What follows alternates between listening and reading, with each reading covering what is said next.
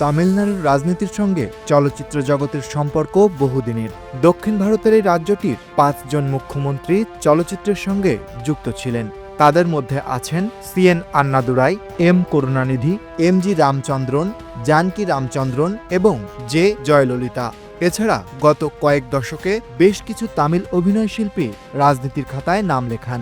এই ঐতিহ্যের সর্বশেষ সংযোজন হলেন তামিল সিনেমার জনপ্রিয় অভিনেতা জোসেফ বিজয় চন্দ্রশেখর। থালাপতি বা সেনাপতি হিসেবে পরিচিত তিনি। তামিলনাড়ুর বিধানসভা নির্বাচন নিয়ে ইতিমধ্যেই তোড়জোড় শুরু হয়ে গেছে। 2026 সালে ভোটের আগে বিজয়ের দল যে বড় কোনো সিদ্ধান্ত নেবে সেই নিয়ে আগেই চর্চা চলছিল।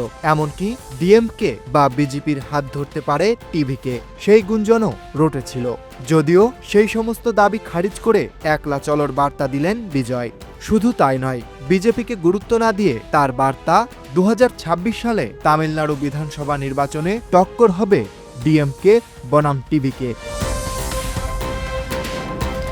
বিজয় আরও দাবি করেছেন রাজ্যের সব আসনের প্রার্থী তিনি। টিভিকের প্রার্থীকে ভোট দেওয়া মানে তাকে ভোট দেওয়া। এই তামিল সুপারস্টারের অসংখ্য ভক্ত রয়েছে, যার ফলে তিনি প্রতিপক্ষকে যে বিস্তর দৌড় করাতে যাচ্ছেন তা বোঝাই যাচ্ছে, এমনটাই মনে করছে ওয়াকিবহাল মহল।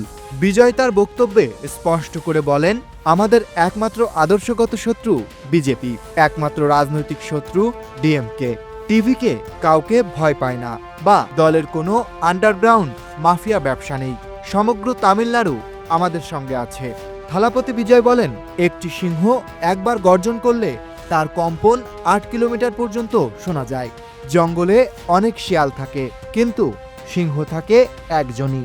সিংহ সিংহই থাকে। তামিলনাড়ুর আসন্ন বিধানসভা নির্বাচনে তার দল যে সমস্ত আসন থেকেই লড়বে সেই ইঙ্গিতও দেন তিনি।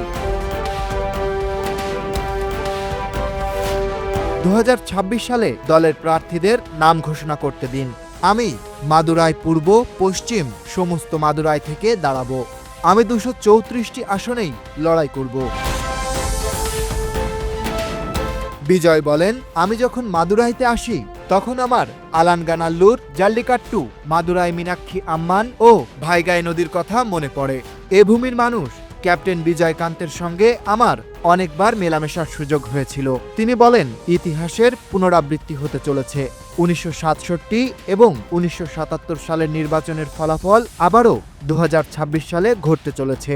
15 লক্ষ মানুষের বিশাল সমাবেশে বিজেপিকে ফ্যাসিবাদী আখ্যা দিয়ে রাজনৈতিক যুদ্ধ ঘোষণার মাধ্যমে জাতীয় রাজনীতিতে নতুন সমীকরণের ইঙ্গিত দিলেন এই অভিনেতা। রাজনীতিতে প্রবেশ নিয়ে হওয়া সমালোচনা প্রসঙ্গে বিজয় বলেন, অনেকেই আমার বিরুদ্ধে অনেক কথা বলছে, কিন্তু আপনারা সবাই আমাকে খুব ভালোভাবে চেনেন। আমি এসব গুরুত্ব দিই না। আমি কেবল তামিলনাড়ুর মানুষের কথা শুনি। আমি হাসি দিয়ে এসব কথা উড়িয়ে দিই।